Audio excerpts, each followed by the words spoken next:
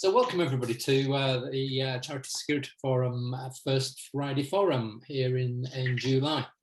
And today we're going to be looking at the issue of supply chain security. So the webinar is Keep It Secure, along with the theme for our Charity Security Forum webinars. And we're pleased to welcome to the First Friday Forum Chris Wilkinson, who's today's speaker. Chris is Associate Director at Crossword Cybersecurity, who's going to introduce us to some of the issues around supply chain security and some of the things we can do about it. And they've got a fabulous offer for CSF members that his colleague Alice is going to tell us about as we progress through the webinar. So stay tuned, lots of really good stuff.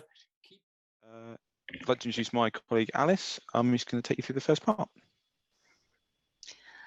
Hi everyone, I'm Alice. If you could, Chris and I are going to be talking to, Chris mainly is going to be talking about why, about supply risk and securing your supply chain, but I am going to be, as Martin mentioned, letting you know about the Risikin offer that you will hear a little bit more about. It will be more relevant once you've heard about the risks, and then we can help you try and solve them. But just a quick outline of our agenda, introduction. So myself, I'm Alice Carney. I am the Strategic Partners and Alliances Manager at Crossword Cybersecurity. So I work really closely with organizations such as CSF to look for ways to add value to members and membership. And Chris will introduce himself and talk a little about what he does. He's going to give you a background of information on supplier risk, legislative and regulatory backup. He's going to give some examples of a breach that has occurred through a third party, and I actually think there are a couple of examples which are relevant to charities as well, and lessons learned running a supplier assurance program, which he'll go through as well. And then we will come back to me and I will talk through the offer that Martin mentioned. Brilliant. Thank you very much, Alice. So a quick introduction for me. As been mentioned a few times, I'm Chris. I look after a large part of Crossword's consulting team. And part of that, we do the full plethora of security, from pen testing, vulnerability management, supplier assurance, which we're going to talk about today, and other sort of governance, risk and compliance elements such as certification support, risk management, and others.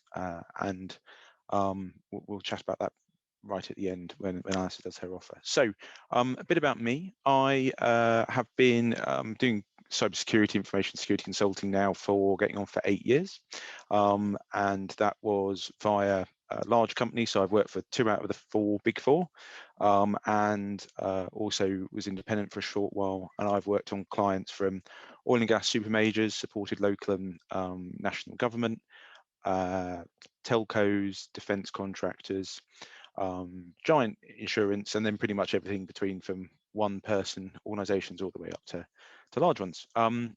Before that, I was in the military for 7 years, and I did engineering and sort of information assurance, as it was called before everyone called it cyber. So that's a bit about me. Okay, so if we move on to why supplier assurance is worthwhile, and the sort of environment that people are working in as well. So as it says there, things are getting ever more complicated and ever worse. So if we look at a normal commercial organization, now this can apply to a charity, can apply to anything if you make widgets or pump oil. It used to be fairly straightforward. You had an office, people came into the office, all your information was in the office, and now and again you might post something to and from others. But now what we see is you might have a specification that's particular to your and a detail that's particular to your industry. You then have other people's data you're processing, so that could be customers, partners, charity members, donations. You then have people who are working remotely, especially now in COVID-19 times. You might have a website, you might have an online presence where you collect donations for charity's sake, or process business, and you'll have other means by which you advertise and operate your business, so both virtually and physically. Then you might have a shop, you might have social media details, so you're looking at all the different sort of elements to do with that. You might have a distribution center if you're selling certain bits and bobs. You might have financial data to process all of that, and then you also got an ever-widening supply chain. And not only do your suppliers have suppliers, their suppliers have suppliers, and it's, you know, it's elephants all the way down. So wrapped around each one of these is a series of different regulations and standards and requirements that are set up from government. Sometimes it might be from the FCA, it could be from your own suppliers that want to do it, or investors and things like that. So it's horribly complicated, and there's lots and lots of things that unfortunately can go wrong with it, as we can see with the details on here. So I put up 3 examples there that sort of affect charities. St John's Ambulance in July 2019, which is got affected by ransomware. Ransomware is a virus or other form of malware that infects a system and encrypts it, and then people are extorted for money in order to get their data back. But normally the people that encrypt it aren't very good at this, so you end up with not very good data. Blackboard was another one that was sort of last year, and this affected huge numbers of charities and non-profits. The forum itself's got a really good newsletter that covers this in quite a lot of detail, so I'm sure Martin can provide a link to that from there. But yeah, it affected all sorts. And then really recently, the Harris Foundation, which is a charity, lots of schools, and they're still in the process of recovering from that. Now, the Blackboard one in particular was a supplier to those charities, so that came directly from their supply chain into it to affect these organisations, and some of them are still recovering now. And the last thing a charity wants to do is spend a huge amount of its money on this. It wants to be helping people and doing the objectives it was set up for. So as we said, this is a growing trend, and as such, the National Cybersecurity Centre does a cybersecurity breaches survey with a focus for charities. This is last year's.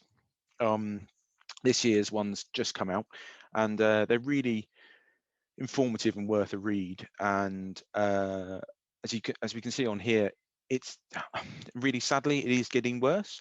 And the unfortunate situation is that the people that prosecute these attacks don't care that you're a charity and that you exist for the betterment of others. They just want money. They have no qualms about it and very little morals.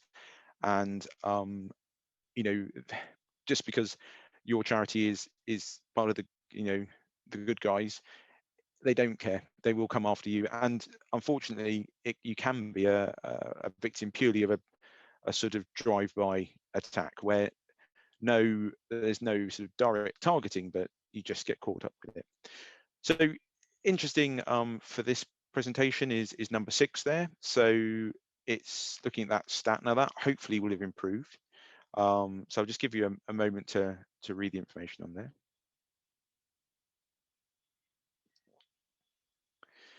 So what it is looking at here is really a very small percentage, I would imagine, from last year. If anything, that's only gone up by 1 or 2%. And it's looking at that supply chain, not just at the risks, but then also about understanding and managing those risks on an ongoing basis. So to finally hammer home the point that it happens a lot, this is a series of supply chain attacks and breaches that occurred last month. And we can see on there we've got some non-profits there too. So as I said, lots of it going on. So how do we run, and how do we make sure that we can be as secure as we can be and understand the risks that our supply chain pose, plus also then assuring that we've done everything we can and we are pushing some onus onto our supply chain to make sure they're doing what they need to do. So typical sort of assurance plan is to have an assess, treat and manage cycle. We introduce 2 other steps into that. One is about understanding the situation you're in. Now, if you're in a fortunate position to be starting a charity, you've got no suppliers and no background baggage, then you can probably skip understand, but that's probably not going to be the case for 99.999% of organizations. So it's about making sure that you understand the situation you're in. You can then prioritize through a triage. You can provide some assessment on what they're doing. You can aid in a treatment or an understanding, and you can introduce a management cycle which goes back around again and handles the changes. So let's move on to the understand element then. So for each one of these major steps, the slides are going to look very similar. So we're going to have the steps required to achieve success in that, the outputs you as an organization will produce, and then from our experience, so we've done this a great deal, and we've seen the good, the bad and the ugly of supplier assurance programs and how people get the most for the resources they have and also manage those risks to the greatest extent. So the first thing that the understand phase needs to do is determine that level of confidence on the information that you hold on your supply chain, and how many suppliers you have, what do they do, what do they impact, and define the level of security that your organization is going to require of those third parties. Is that going to meet a certain certification? Is it going to mean have an equivalence to your own standards, or have you got something else? Could well be determined by a regulator such as the FCA. And also, fundamentally, you need to understand who within your organization makes the decision and owns the risks on those relationships, because it's not an IT problem and it's not normally a regulation, a compliance problem. It is those that within the charity that own it. So, maybe it's the COO, or it's someone in that position, or the person that operates that relationship. So we're going to end up with, at the end of the understand phase, is a register of all the other third parties, sort of some raw information. Each one of those relationships will have an owner. You'll understand which business processes in your organization these support, and you depend upon those third parties to run. An understanding of the information that's passed between the two organizations. Now, that's not just from a GDPR point of view, although that is very important, but it's also about the business information that you share too. So not just personal identifiable information, but anything from processing orders or payment receipts or anything such as that. And then a really good output is classifying and having a data classification standard within your organization about the data that moves around, the information that moves around, and how you can determine those relationships. So the lessons learned for this, like any register, any capture of data, if you have poor data going into it, you won't be able to benefit from any good data coming out. Trying to understand the situation needs to be an activity that has a beginning and an end, so you need to have a proportional response to this. And that goes also for the level of security that you want to apply.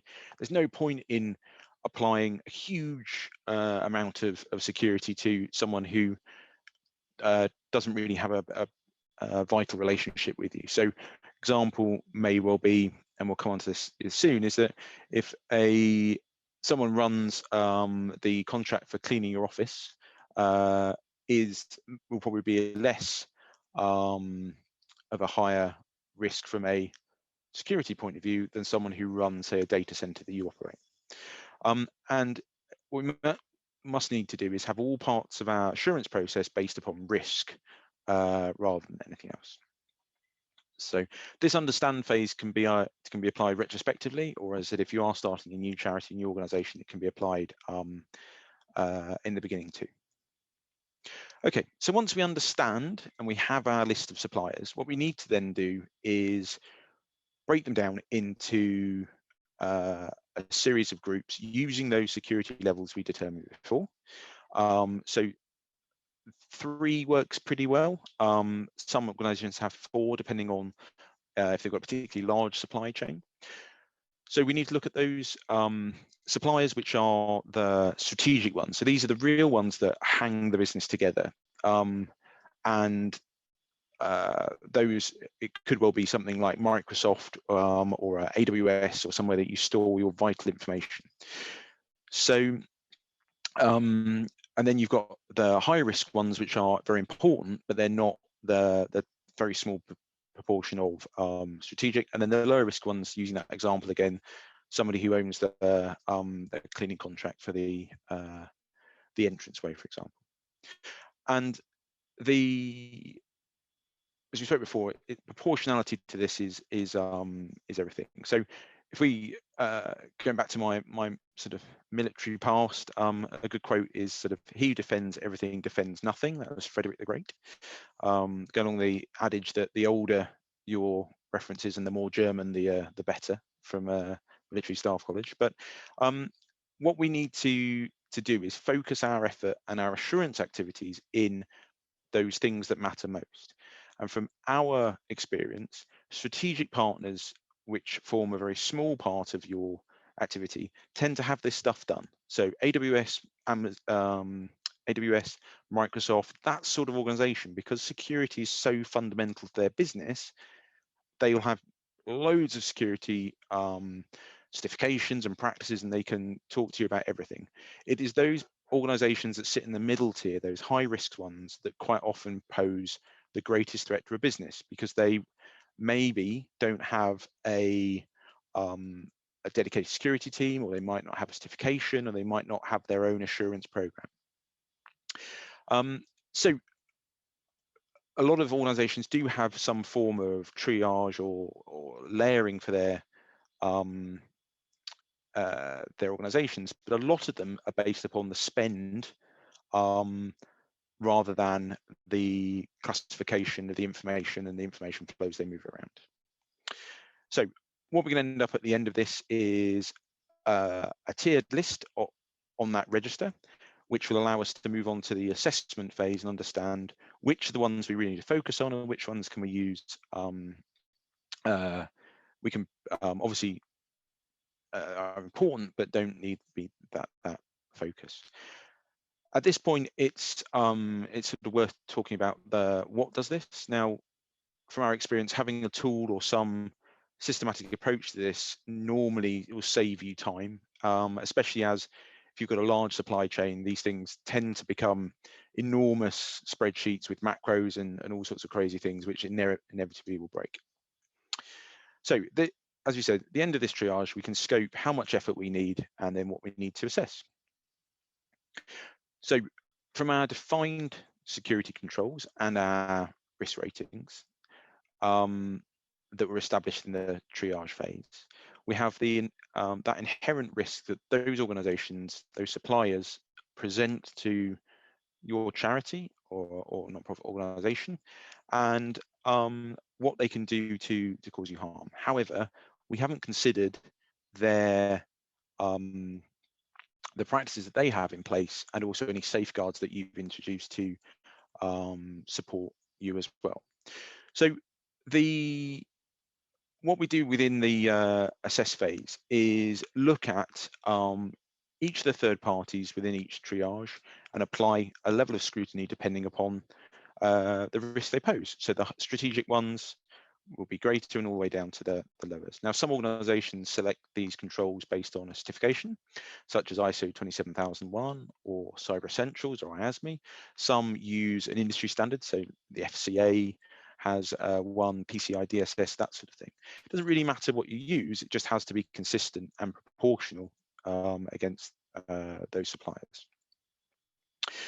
Now, the important element from here is to make sure that the assurance activities that you apply to those suppliers has a beginning, middle, and end. So you need to set out very clearly that you will conduct assurance finish it and make a decision. Because otherwise, if you are, these sort of reviews can go on and on and on and on, and you can find yourself a year into a relationship or a year down the line and you still don't, no one's made a decision, the risk owners haven't made that decision on whether they're comfortable with the risk, that the residual risk that those suppliers pose. So having, as you said before, the assurance activity must come to an end, a decision must be made to gain benefit from it. So as you can see, we're sort of gathering larger and larger amounts of information. We'll probably have some evidence coming from our suppliers. We'll have potentially lots of correspondence, lots of emails, lots of questionnaires and things. And managing all this effort through manual spreadsheets and email accounts and like that can become really difficult, and you can end up with gaps or areas missed, all these assurance activities taking far longer than they should do. So again, automation there is a useful thing. It's not absolutely vital, but there is a tipping point where that becomes really useful. So what do we have at the end of this assess phase? So we've completed assurance activities against each one of our suppliers, depending upon the level that they are. And then we can understand the risks landscape that our suppliers apply to us, and we can move on to speaking to those risk owners and working out and gathering their decisions on what's going to happen with that relationship on an ongoing basis. So in risk management, there's sort of four called the 4 T's, the sort of classic decision buckets that people fall into. So we've got treat, tolerate, terminate, or transfer. Now, the transfer one is a little bit tricky in this circumstance, and the tolerate one is the sort of default for it, but really treat and terminate are the ones that we should focus on when we're thinking about the assurance. So if an organization passes all the checks that you've asked them for, and they can provide good evidence and they can back it all up, then great, then we can carry on either tolerating that relationship. If there's a few things that you're not comfortable with, then you might enter into a risk treatment plan, where again that's agreed with the risk owner within your organization and a suitably empowered person at theirs, and you should set a fairly robust timeline to get that sorted and get that fixed. Now, terminating the relationship, if you are fundamentally uncomfortable with the security practices of that supplier, or they just don't want to do it, should really be considered and should be a driving factor of this entire assurance program. Now, that's not saying if someone fails to do a pen test within 28 days, you've just been in the relationship, but there needs, that termination of relationship always needs to be a defined and plausible course of action all the way through. Otherwise, you're just going to be sleepwalking into a whole series of risks as you go through. So again, for each one of those defined suppliers, we might have a risk treatment plan or a recorded decision about to terminate that supplier or to tolerate what it's going through. Now, this may well mean that you need to go and find some more suppliers because the ones that you've got currently aren't very secure and can support your risk appetite, which will mean that you'll have to re-enter back into the triage and go through it again. So it is that cyclical pattern of making sure it's coming through. So as we said, clear decisions, potentially some risk treatment plans, and maybe some new suppliers as well. And that sort of brings us around into the next bit, which is managing this cycle and carrying it on going forwards. So assurance and supplier assurance isn't a thing that gets done. It's something that continues to go through, and the risks, both the inherent, so the risks they pose to the business, and also the residual risk that they pose after they put their measures in place, will change over time. So a classic example would be if, say for example, a charity had lots of IT equipment that they managed within the office building, and then they're moving that out to the cloud. That is going to fundamentally change sort of a strategic partner that they have, or introduce a brand new supplier that they need to look at. The cadence for these assurance activities is a fine balance, and it is hard to get it right first time. So you need to look at how much effort you're going to put into solving, to reassessing these third parties, and how much time you're going to give them to solve the problems you pose.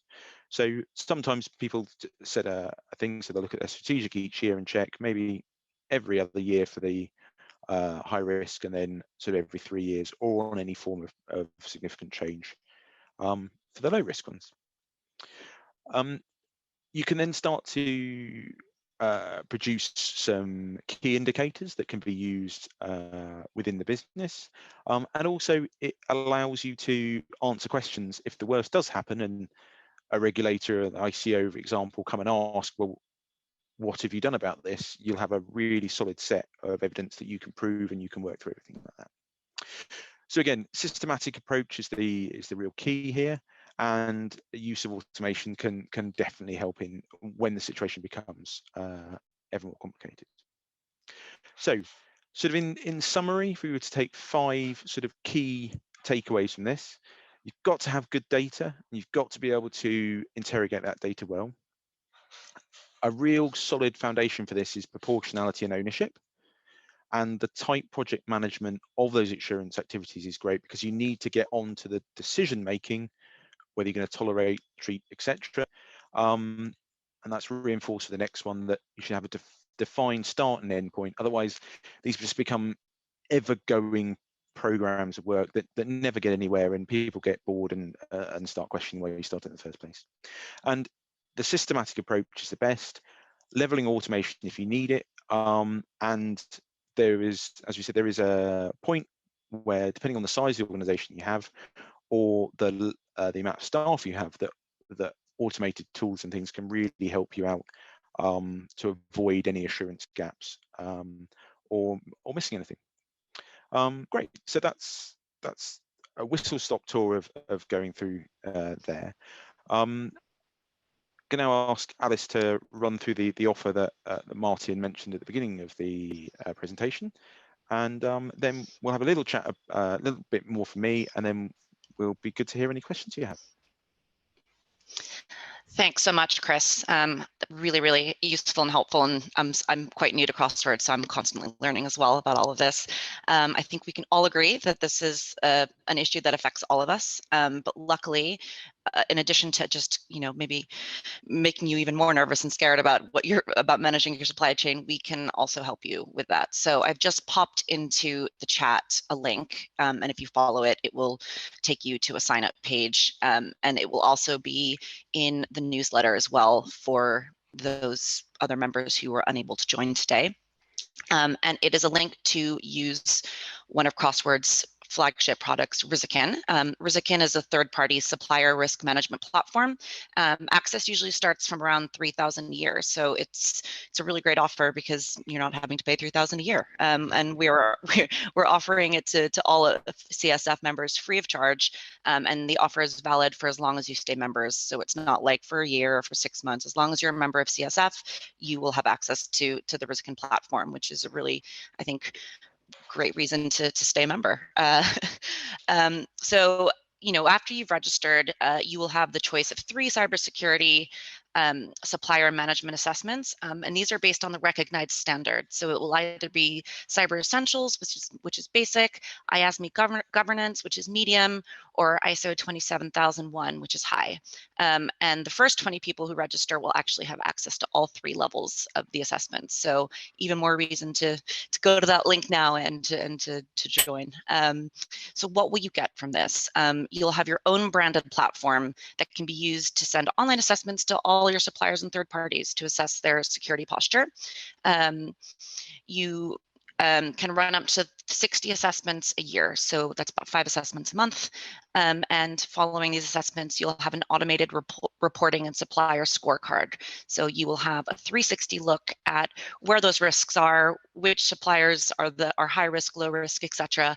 And it will all be automated in one place. So you'll really be able to kind of cut down the time it takes that it would normally takes to look at all these assessments, which Chris was talking earlier about how it's oftentimes with Excel spreadsheets, and then data gets sent back and forth, and this kind of just cuts out that layer. Great, thanks very much. So it's an absolute awesome bit of kit, and really does help with it. However, I know that everyone is busy, and this is just yet another thing for people to do. So excuse the hard sell, but there we are. We can help you out with all this stuff. So anything from assessments, if you need to achieve a certain certification yourself, or you just want to know how good are we, what level we should set. You can outsource the whole thing to us as well, and we'll support you. And we also do the real techie stuff as well. So penetration tests, vulnerability scanning, instant response exercise, everything like that. I won't hammer the point too much, because otherwise it turns into a crossword sales pitch. If you want one of those, then feel free to get in touch, and we can either do it virtually, or I know lots of good coffee houses around the country if you want to go for a coffee there. Brilliant. So that's it for us. Martin, do we want to pause there and rejoin, or what would you like to do? Just before we do close, you mentioned, Chris, that some of the recent assessments that are coming out maybe suggest that charities are getting targeted more. Do you think that's a very real thing? I think they are. I mean, unfortunately, where we like to think we're on the side of the good guys, there are organizations out there that target, and they have business development managers, and they have recruiting staff and HR departments. Their entire organization is to extort money, steal money from people. And it is a double-edged sword advertisement. So not charity link, but one of the clients we work for had a really glossy trade magazine about their enormous investment that they recently had, and there was pictures of them shaking hands with the investor, and they had the name of the investor and the name of the company, and it was all brilliant. And then they got hit for a mid six-figure sum fraud, which fortunately they managed to stop, but it blitzed through all of the controls, and it got caught up because they used the wrong form at the bank. That's how far it got. So, and they, my opinion, the person that was trying to extort them was a bit silly. If they'd gone for $8 grand, they probably would have got away with it. So it's that thing. I mean, where people have money, they're going to go after, and if they are viewed maybe as a soft target, they're going to go through. So things like Blackboard and things where lots of charities suddenly get hit, sort of our internal radar goes, oh, maybe we should have a chat with charities. I think they could probably do with our help. They're looking at the other way around and going, well, clearly they're going to be a soft mark, aren't we? Why don't we go after those? So unfortunately, yes. Yeah. That's yeah. Okay, so we'll leave it there, and we'll pop back on with a cup of coffee and have a chat. But thanks once again for a great presentation. Thank you. Cheers. Bye-bye.